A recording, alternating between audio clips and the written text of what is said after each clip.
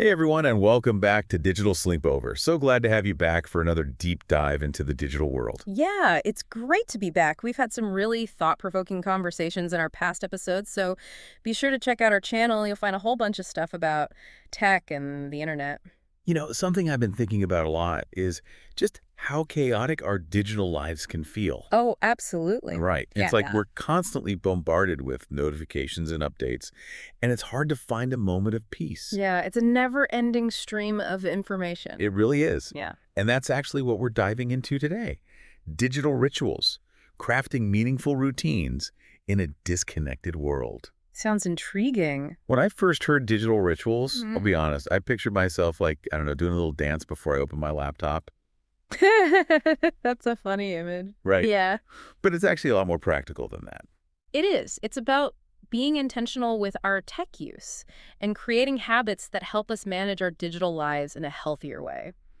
You actually sent over some interesting articles this week from places like Psychology Today and the Harvard Business Review talking about routine building and mindfulness. Yeah, I thought those were really fascinating. Yeah, and there were some great insights from digital wellness experts, too. Yeah, exactly. So in this deep dive, we're going to try to distill all that information and figure out how we can incorporate some of these digital rituals into our own lives. Okay, so let's break down digital rituals. What does that actually look like in our everyday lives? Well, you can think of them as these little anchors that help us navigate the digital chaos. They're conscious decisions about how and when we engage with technology, designed to bring back a sense of mindfulness. Okay, give me an example. What would a digital ritual look like? Sure. Let's say you decide that every evening after dinner, your phone stays in another room. Ooh, that's a tough one. Right. Yeah. But that's a digital ritual. It's setting a boundary. Okay. Another example could be scheduling a weekly video call with a friend who lives far away. That's a ritual that prioritizes connection. Okay, so it's not about like completely overhauling our digital lives overnight. Not necessarily. It's more about incorporating small, deliberate habits that can make a big difference over time. Sounds a lot more manageable than like going off the grid completely. Exactly. Okay, so why bother with these digital rituals? What's the real benefit for us in the non-digital world? Well, the articles you shared really highlighted how routines in general, not just digital ones, can provide a sense of stability and predictability. Yeah. And that can be really grounding, especially when it comes to managing our anxiety levels. That makes sense. When we have structure, even around something as chaotic as technology, it can make us feel more in control. Exactly. It's like taking back the reins a bit. And I feel like that's something a lot of us could benefit from. I know I often feel like my phone is controlling me rather than the other way around. Right. Yeah. It's easy to fall into that trap. Okay, so besides feeling more in control, are there any other benefits to incorporating digital rituals? Absolutely. There are some pretty significant psychological and social perks as well. Think about all those notifications we get constantly. Oh, don't even get me started on the Yeah, notifications. yeah. It's like they're designed to distract Yeah, us. they really are. And they put our brains in this state of constant alertness, making it hard to focus. Yeah, I definitely feel that. Yeah. So by implementing digital rituals, like turning off non-essential notifications during work hours, we're actively interrupting that digital noise. That sounds good in theory, but I always struggle with the fear of missing out. Like, what if something important happens while I have notifications turned off? It's definitely a balance, Yeah. but even small efforts can make a big difference. And it's not just about focus. The research also suggests that having structured routines can actually improve our mood and give us a greater sense of accomplishment. Really? Yeah, it's like we're creating these little pockets of calm and productivity throughout our day. Okay, I can see that. And what about our connections with other people? Because sometimes it feels like all this digital connecting is actually making us more isolated. That's a really important point. While mindlessly scrolling through social media can sometimes leave us feeling disconnected, intentional digital rituals can actually help us strengthen our relationships. Okay, so how do we do that? Well, think about the example of the weekly video call with a friend or family member. That dedicated time for face-to-face interaction is so much richer than just texting or liking a post. Even something like a regular voice note check-in can feel more personal and connected than a string of typed messages. I like that. It's about being intentional with our digital interaction. Exactly. It's the intentionality that makes all the difference. Okay, so we're sold. Digital rituals sound great. Yeah. But how do we actually build them into our already busy lives? Give us some concrete steps we can take. Sure. One of the most important things is to schedule digital detoxes. Okay, detox. Now, this doesn't have to mean going off the grid for days on end. Oh, good. Yeah.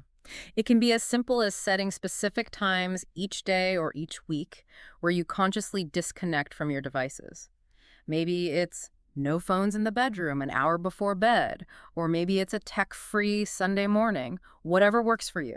Okay, I can try that. The phone in the bedroom is a constant battle for me, but I know it would be so much better for my sleep if I could just leave it in another room. Right. It's a hard habit to break. Another effective strategy is to establish what we can call mindful check-in. Mindful check-ins. Okay, Yeah. what are those? This could be setting up regular virtual meetups with friends or colleagues, a quick 15-minute video call to actually connect rather than just relying on the occasional like or comment. Oh, like a virtual coffee break. I like that. Exactly. Yeah. And then there are what we might call creative rituals. This involves using digital tools for creative expression rather than just passive consumption. So you could start a daily photo journal, or you could use a journaling app to reflect on your day. These kinds of rituals can bring a sense of purpose and engagement to our digital interactions. Yeah, that makes a lot of sense. It's about shifting from just consuming information to actually creating something. Exactly. Now, are you familiar with any apps that can help support these kinds of habits? I've heard of a few, like Moment and Forest. Those are great ones. Yeah. Moment gives you a clear picture of how you're actually spending your time on your phone. Yeah, that can be a little scary. It can be a real eye-opener. Yeah. And Forest is a really fun one. It basically gamifies focus by letting you grow a virtual tree. I love that idea. But if you leave the app, your tree dies. So it's like a little motivation to stay present. Exactly. I like that. And what about online communities? Can those be helpful in building these digital rituals? Absolutely. There are tons of online communities and forums where people share their experiences and tips for creating healthier digital habits. It can be really encouraging to see that you're not alone in this journey. Yeah, that's so true. It's easy to feel like we're the only ones struggling with these things. Right. Yeah. But we're all in this together. Okay, so we've covered a lot of ground here. What's the key takeaway you'd like our listeners to remember about digital rituals? I think the main message is that we have the power to shape our digital lives in a way that supports our well-being and our connections. We don't have to be slaves to technology. We can choose how and when we engage with it. I love that. It's about taking back control and being intentional with our tech use. So, listeners, we want to hear from you. Do you have any digital rituals that have been particularly helpful for you? Share your stories with us in the comments below, or connect with us on social media using the hashtag Digital Sleepover. Yeah, we'd love to hear what's working for you. And as you go about your day, maybe just think about one small digital habit you could incorporate into your routine starting today. It doesn't have to be a huge change, just a small step towards creating more balance and connection in your digital world. That's a great challenge. Thanks so much for joining us today on Digital Sleepover, and don't forget to subscribe so you don't miss any of our future deep dives. We've got lots more to explore together. Absolutely. There's always something new to learn in the digital world. Until next time, everyone. See you then.